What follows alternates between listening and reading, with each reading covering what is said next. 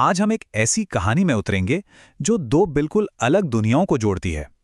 एक तरफ है इंजीनियरिंग की लॉजिक वाली दुनिया और दूसरी तरफ है आध्यात्मिकता का गहरा समंदर। ये कहानी है एक जानी मानी हस्ती की और उस बहुत बड़े आंदोलन की जिसका वो चेहरा है। चलिए शुरू करते हैं। B.K. शिवानी, ये नाम और इनका शांत चेहरा आज दुनिया भर में कौन नहीं जानता। पर कभी सोचा है कि क्या होता है जब एक इंजीनियर जिसकी दुनिया लॉजिक और फैक्ट्स पर चलती है, वो अध्यात्म की राह पकड़ ले। उनकी कहानी की शुरुआत भी कुछ ऐसी ही अनएक्सपेक्टेड जगह से होती है, टेक्नोलॉजी की दुनिया से। तो एक इंजीनियर से देश की जानी मानी हस्ती बनने तक का ये सफर कमाल का है।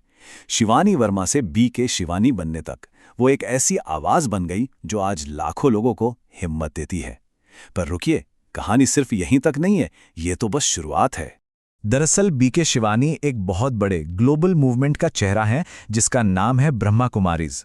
तो इस सफेद साड़ी के पीछे सिर्फ एक इंसान नहीं, बल्कि एक पूरा संगठन है जिसने दुनिया के कोने कोने में अपनी जगह बनाई है।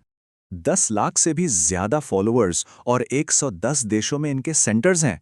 तो आप समझ सकते हैं ये कोई छोटा मोटा ग्रुप नहीं है, ये एक ग्लोबल आध्यात्मिक ताकत है।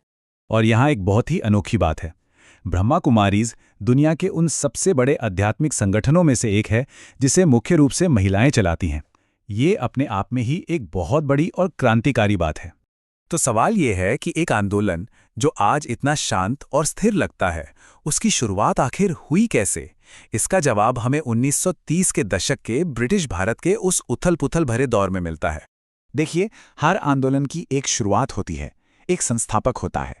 ब्रह्मा कुमारीज के लिए वो थे लेखराज कृपलानी, जो एक बड़े जौहरी थे, लेकिन कहते हैं कि कुछ दिव्य दर्शनों के बाद उनकी जिंदगी हमेशा के लिए बदल गई। जरा सोचिए, एक ऐसा जमाना जब महिलाओं की आवाज दबा दी जाती थी, उस दौर में ब्रह्मा कुमारीज ने महिला लीडरशिप, ब्रह्मचर्य और शादी ना करने के अधिकार की बात की। ये सिर्फ अलग नहीं था, ये उस समय के हिसाब से बिल्कुल क्रांतिकारी था। और जब आप समाज के तौर तरीकों को चुनौती देते हैं तो विरोध तो होता ही है। इस ग्रुप को भी सामाजिक बहिष्कार, कानूनी पाबंदियों और यहां तक के हिंसा का भी सामना करना पड़ा। उस समय एक कोर्ट ने अपने फैसले में एक स्थानीय मजिस्ट्रेट को फटकार भी लगाई थी। कोर्ट का कहना था कि आप इस ग्रुप को उन हंगामों के लिए सजा दे रहे हैं जो असल में इनके विरोधी कर रहे हैं। तो आखिर इनके विश्वास का मूल क्या है जिसकी वजह से लोग इतना जुड़ते भी हैं और इतना विवाद भी होता है? चलिए इसे थोड़ा समझते हैं। इनकी सबसे पहली और केंद्रीय मान्यता ये है कि हमारा असली स्वरूप ये शरीर नहीं, बल्कि एक आत्मा है, और ईश्वर यानी परमात्मा वो भी प्रकाश का ही एक निराकार बिंदु है। ब्रह्मा कुमारीज में इतिहास को एक सीधी रेखा में नहीं, बल्कि एक चक्र के रूप में देखा जाता है। ये 5000 साल का एक चक्र है जो 4 युगों से होकर गुजरता है। इनका मानना है कि हम अभी संगम युग में हैं, एक बदलाव का दौर, जिसके बाद ये चक्र फिर से शुरू होगा और एक नया स्वर्ण युग आएगा। अब ये रास्ता आसान नहीं है, इसके लिए एक गहरी प्रतिबद्धता चाहिए। जो लोग पूरी तरह से इसे अपनाते हैं, उनके लिए ब्रह्मचर्य, सात्विक भोजन और सुबह 4 बजे उठकर ध्यान करना सिर्फ नियम नहीं है, बल्कि आत्मा को शुद्ध करने और दुनियावी चीजों से ऊपर उठने का एक जरिया है। आज ब्रह्मा कुमारीज का एक आधुनिक चेहरा है जो दुनिया भर में फैला हुआ है, लेकिन इस पहुंच के साथ साथ इनकी आलोचनाएं भी लगातार होती रही हैं। एक तरफ इस संगठन को संयुक्त राष्ट्र से मान्यता मिली हुई है, ये पर्यावरण, खेती और स्वास्थ्य के क्षेत्र में बड़े पैमाने पर काम कर रहे हैं, जो काफी सकारात्मक है।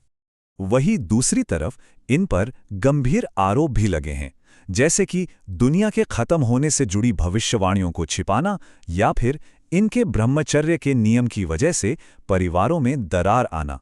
तो जब हम इस पूरी तस्वीर को एक साथ देखते हैं तो क्या नजर आता है? क्या ये महिलाओं के नेतृत्व वाला एक क्रांतिकारी आध्यात्मिक आंदोलन है या फिर एक ऐसा विवादास्पद संगठन जिसका अतीत काफी जटिल रहा है? 1930 के दशक में एक छोटे से सताए हुए समूह से लेकर आज एक ग्लोबल आध्यात्मिक शक्ति बनने तक का ये सफर अब भी जारी है। और ये कहानी हमें दिखाती है कि कैसे विश्वास, विवाद और वक्त मिलकर एक स्थायी विरासत बनाते हैं।